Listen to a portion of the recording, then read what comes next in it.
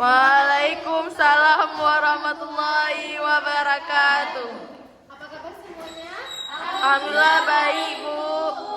Oke, sebelum memulai pelajaran, alangkah baiknya kita berdoa dulu ya. Berdoa dimulai. Oke, sebentar. Oke, Ibu absen dulu ya. Ya, Bu. Ada yang nggak datang? Izin sakit atau apa? Datang semua. Oh, datang semua ya. Oke, baik. Ada yang tahu kita belajar tentang apa hari ini? Asam dari.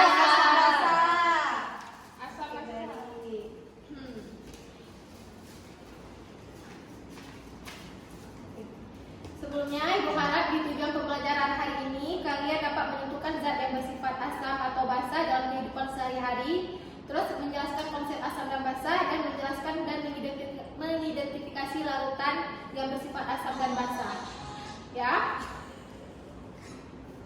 Oke. Asam dan basa kan adalah dua golongan zat kimia yang sangat umum nih di sekitar kita. Apa aja asam dan basa yang ada di sekitar kita? Ada yang tahu? Orang. Cuka, Bu. Ya, coba adik di sana. Asam tuh ada jeruk nipis. Ya, betul. Ada asam Jawa, sama asam putih. Ya, lagi. Kalau basa tuh ada daun sirih, daun ubi ungu, kunyit dan jahe. Ya, betul ya apa yang dikatakan oleh kalian, kawan kalian tadi. Oke, baik. Sebelumnya, asam dan basa itu memiliki sifat-sifat yang berbeda. Pada mulanya, asam dan basa itu dibedakan berdasarkan rasanya, di mana. Oke, baik. Asam dan basa itu kan dibedakan berdasarkan rasanya nih pada umumnya. Pada umumnya itu di mana asam terasa masam, sedangkan basa terasa pahit dan licin seperti sabun. Ya. Secara umum, zat-zat asam maupun basa bersifat korosif atau beracun, khususnya dalam bentuk larutan dengan kadar tinggi, sehingga sangat berbahaya jika kita diuji dengan metode merasakan gitu. Bahaya tuh, jangan rasa asal ya. Oke. Pembedaan asam dan basa itu kan dilakukan dengan apa? Menggunakan indikator pH. seperti kertas, lakmus, dan indikator universal ataupun instrumen. Larutan asam itu akan memerahkan kertas lakmus biru, sedangkan larutan basa akan membirukan kertas lakmus merah. Paham? Paham, Bu. Oke. Larutan asam kan akan menunjukkan pH lebih kecil dari Basa. dari 7. Oke. Sedangkan larutan basa akan menunjukkan pH lebih besar dari 7. Kalau larutannya sama berarti netral. Ya, betul. Sekarang di sini Ibu bakal jelaskan ada teori asam basa menurut para ahli ya.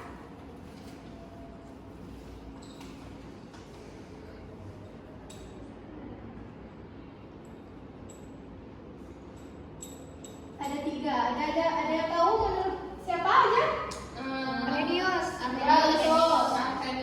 Lewis, Roasted Lowry. Ronstadt, Lowry, dan Lewis. Kalau menurut Arrhenius itu apa? Asam apa? Menghasilkan IOH+. Menghasilkan Ion H+.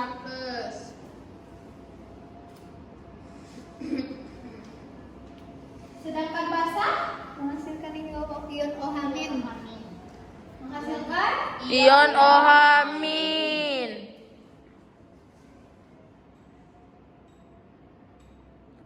menurut Roasted Lowry, kalau asam adalah Donor tron. Asam itu pendonor proton. ya betul. Nah, kalau basa berarti aseptor. Aseptor proton penerima.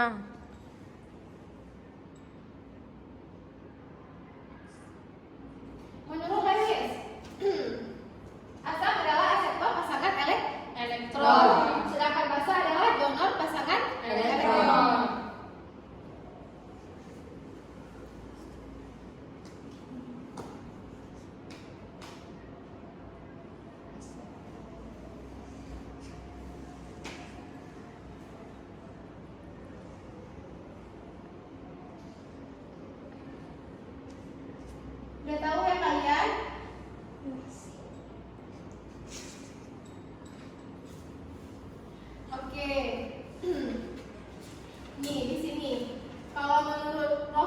ini, kalau kelebihan dari teori ini itu yaitu dapat menjelaskan reaksi-reaksi asam basa dalam fase gas, padat, cair, larutan dengan pelarut selain air ataupun campuran nitrogen.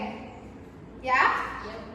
Kalau di kelebihannya ini yang Lewis yaitu dapat menjelaskan reaksi-reaksi asam basa lain dengan fase padat, gas dan medium pelarut selain air yang tidak melibatkan transfer proton.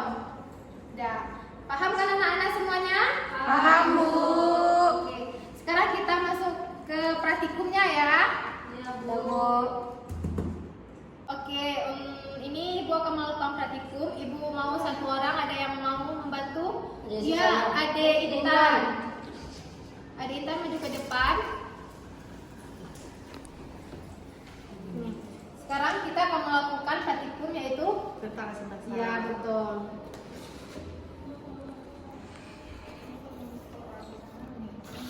Tujuan dari praktikum ini adalah untuk mengetahui perubahan warna yang terjadi pada masing-masing larutan dan mengidentifikasikan larutan menggunakan indikator alami, yaitu indikatornya yaitu kunyit ya. Ya, coba Ade dimasukkan ke 4 gelas ini air.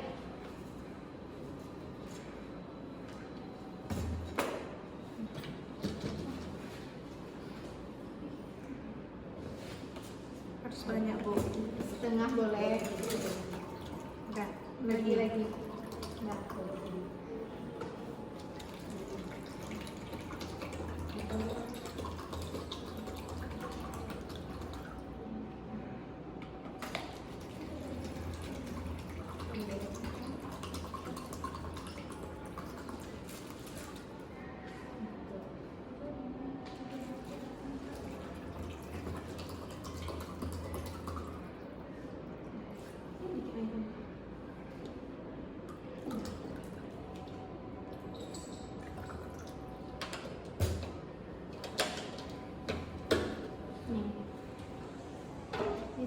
Di sini larutan air, ada larutan garam, ada cuka dan deterjen. Coba dimasukkan semuanya 2D.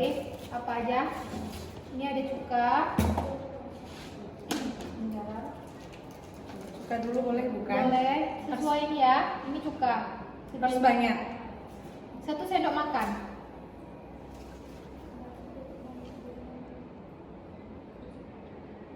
Cuka 1 sendok makan.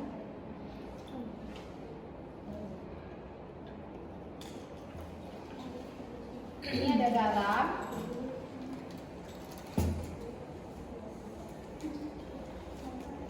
Satu sendok Makan juga. Sabun.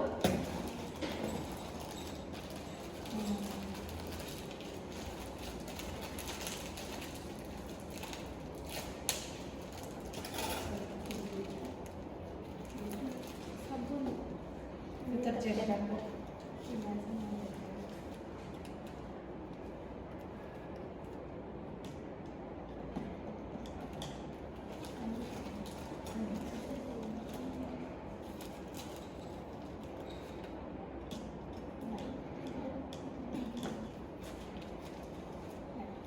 Terus dimasukkan indikator kunyitnya.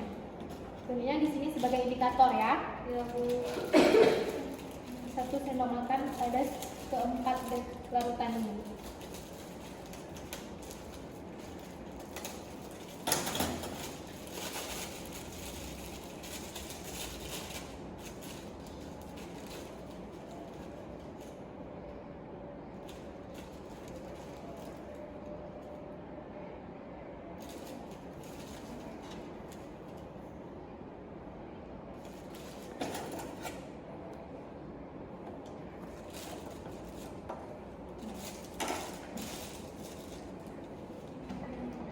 Diamati ya anak-anak apa yang terjadi.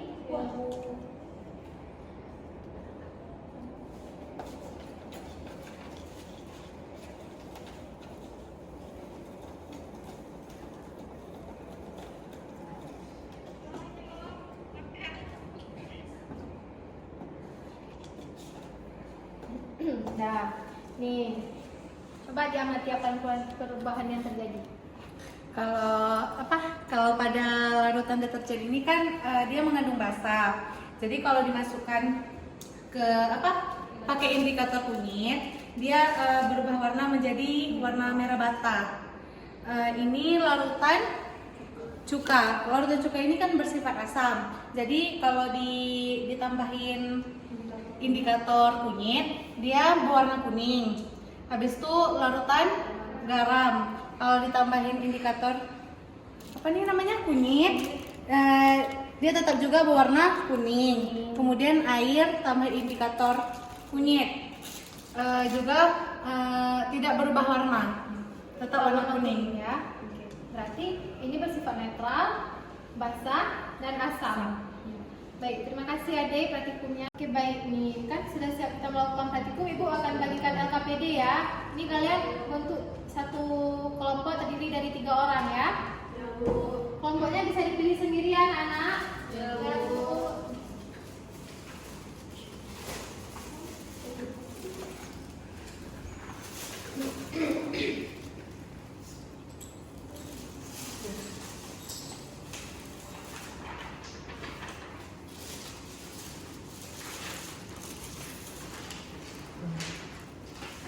Waktu pengerjaannya tidak lama ya. Jadi sesudah kalian kerjakan, ibu mau presentasi ya. Setiap kelompok mempresentasikan ya.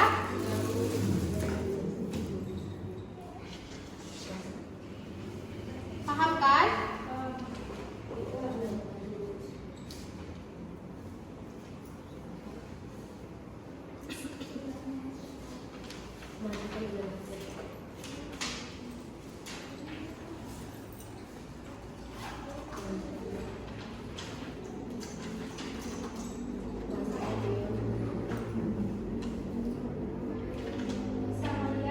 Siap anak-anak? Sudah Bu.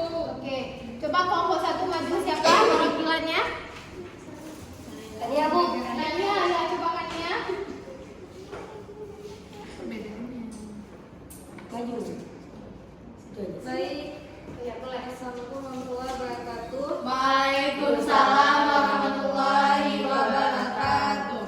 Saya Tania Olea sebagai ketua kelompok 1 ingin presentasikan hasil jawaban kami. Nomor 1 yaitu siswa mampu menjelaskan teori asam basa. Di sini yang bersifat asamnya yaitu jeruk nipis, asam jawa, asam sunti, dan jeruk. Yang bersifat basahnya daun sirih, daun ubi ungu, kunyit, dan jahe. Yang kedua, lengkapilah skema asam basa Arrhenius. Teori Arrhenius, asam menghasilkan ion H+, sedangkan basa menghasilkan ion OH-. Sekian dari saya. Assalamualaikum warahmatullahi wabarakatuh. Waalaikumsalam warahmatullahi wabarakatuh. Oke, terima kasih Kania dari kelompok 1. Ada ya, coba perwakilan dari kelompok 2, Lena Safir. Ya baik Bu, saya akan membacakan tentang teori asam basa, yaitu teori asam basa Arrhenius. Teori dari asam basa Arrhenius merupakan teori yang pertama kali ditemukan pada tahun 1884. Asam merupakan senyawa yang jika dilarutkan dalam air akan melepaskan ion H+, dan basa adalah senyawa yang jika dilarutkan dalam air akan melepaskan ion OH-. Sekian presentasi dari kelompok kami. Assalamualaikum warahmatullahi wabarakatuh. Oke, setelah kalian mempresentasikan hasil LKPD tadi, ini Ibu ada tugas soal evaluasi. Kalian kerjain di rumah ya. Baik, Bu. Minggu depan tolong dibawa ya. Ini kalau nggak ada bawa, Ibu nggak anggap hadiah kalian.